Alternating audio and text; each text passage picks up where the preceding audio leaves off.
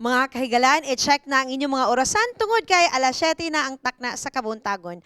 Ako among giawhag nga makig-uban ka namo sa atong 777 prayer.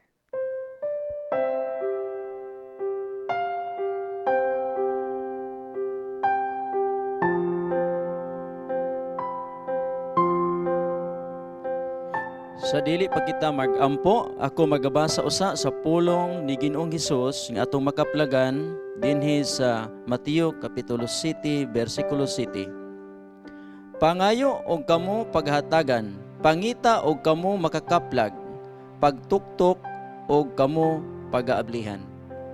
Magampo kita. Amahan namo nga langitnon, salamat kayo sa imong dakong gugma kanamo nga din imong gipadala si Ginoong Hesus aron kaming tanan mga luwas. Salamat kaayo sa kinabuhi nga imong gihatag kanamo. Ug salamat kaayo nga din ikaw kanunay nga nagapadayag sa imong gugma ug pagtagad kanamo.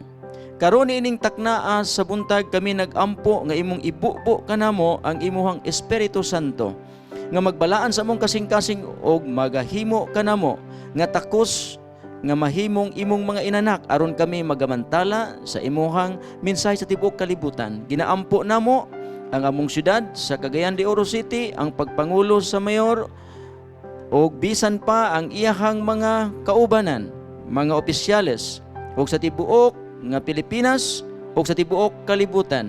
Ibubo langit nun nga amahan ang imong kaalam ug ang imuhang pagtipig labi na niini nga panahon karon.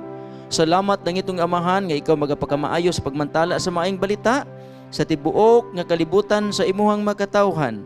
Ug salamat nga bisan pa ikaw magapakamaayo kanamo sa kanunay sa ngalan ni Ginoong Hesus. Amen.